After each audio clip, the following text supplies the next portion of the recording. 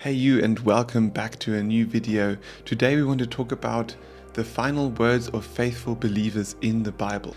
In all of this, there is a very powerful lesson. The dying words of these faithful believers is also a motivation for our lives today.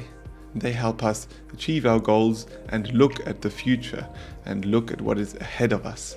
They can make running the race worth it. So let's get started with the first person. So I think the first guy, very famous for most people, he's the guy who the song is written about, let my people go, right? It's Moses who left Egypt, and he left Pharaoh and all of the people, the lifestyle, the slavery that was in Egypt, and started Israel on this journey through the wilderness. Then they rebelled, and for 40 years they were going around in circles in the desert. To then also, in that case, because they didn't have faith, because they didn't want to go into the promised land, most of that generation did pass away, including Moses. And he lived to almost the end. He got a glimpse of what the promised land is like and what it would be like. And his final words we read in Deuteronomy 33, verse 29, it says, "Blessed are you, Israel, who is like you, a people saved by the Lord. He is your shield and your helper, and your glorious sword. Your enemies will cower before you, and you will tread on their heights." And that is the last words that we read in the Bible about Moses. Now, we don't know if those were his entirely last words that he ever spoke, but what an encouragement, what a belief of this man who believed in the people that God has chosen. And he had a rough time as well. He also was shy. He also didn't want to lead the people. And yet still God was like, here's a job for you. You can do it. And he took this role and he did it marvelously. And we read in Exodus 33 that Moses was a person who God spoke to like a friend. What an amazing thing to have God say about you. And it's wonderful to see how Moses chose his people and he did his best for Israel. And they are still part of God's big plan that we can see fold out today with Israel having a nation. So let's get on to the next guy. And now we're ready in the New Testament. There's a guy who lived after Jesus was crucified and then rose again. And his name is Stephen. And he's in Acts 7. And it would be great if you can do this. If you haven't read the story, read through the whole chapter 7. But the key verses are at the end. So in the whole chapter 7, Stephen talks about the fact that Israel is part of God's plan. He explains it from Abraham all the way through to Jesus and his death and resurrection. And then he's tried, and his final words are these. And let's look at them in Acts 7. Let me turn that up. So he's in front of the Sanhedrin, which is like the court of law of the Jewish people. And it says, when the members of the Sanhedrin heard this, they were furious and gnashed their teeth at him. But Stephen, full of the Holy Spirit, looked up to heaven, saw the glory of God, and Jesus standing at the right hand of God.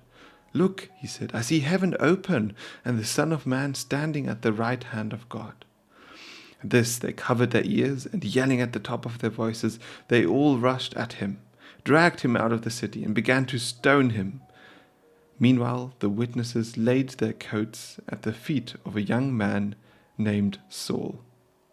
While they were still stoning him, Stephen prayed, "Lord Jesus, receive my spirit." Then he fell on his knees and cried out, "Lord, do not hold this sin against them." When he had said this, he fell asleep. So we see here a young man speaking the truth, speaking what Jesus had taught him, what he had learned from the Bible, from the whole context of the meaning of life and the meaning of the gospel based in the Old Testament. And here you see the Jewish leaders just absolutely not getting it. They were like, how can you do this blasphemy? How can you even believe in a Jesus, the Messiah, still to come? And what are you talking about? And they absolutely were like, well, okay, it's time to kill him. So they all rushed at him. And what does he do? He says, "Jesus, receive my spirit." And then he says, "Don't hold it against them." In other words, forgive them. In other words, give them another chance.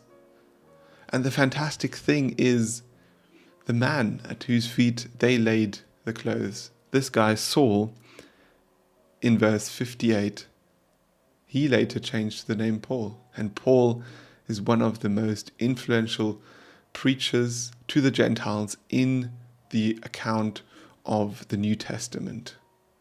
But it's fantastic because it means, and it shows that God works in every one of us. And having this faith, having these final words before you die, wow, that is true encouragement. And finally, I think it's only appropriate to look at our Lord Jesus, our Savior, and his work that he did, the way he went to the cross, the way he was humiliated, the way he had to suffer. And let's look at those final words on the cross. For this, I'll look at Luke. I mean, there's different accounts, but let's look at the Luke one. 23:46, where it says, Jesus called out with a loud voice, Father, into your hands I commit my spirit. When he had said this, he breathed his last. You see, he'd done the plan. He had finished. It was done. And we get this echo also in John 19, verse 30, where it says, when he, that's Jesus, had received the drink, Jesus said, it is finished. And with that he bowed his head and gave up his spirit. Jesus obeyed his Father even in the hardest times, who was the Lamb of God, who was slain for our sins. And the symbology is amazing because he then also was the one who is the Good Shepherd, who leads us to life, who looks after us, who cares for us right now and is active in heaven, preparing his kingdom. So what's the conclusion? They weren't hateful. They didn't show revenge. They were loving. They were kind. They were forgiving. They showed no anger and they showed no fear. How fantastic is that? No fear. With these 7 attributes of these people, we see a Moses who has compassion for Israel. We see a forgiving Stephen who says, don't hold it against them when he's stoned.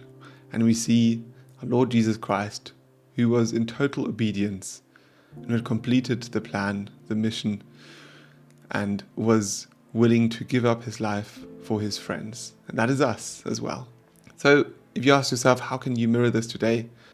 First of all, you can pray for the peace of Jerusalem, for the peace of the Jewish people, that they may soon find rest.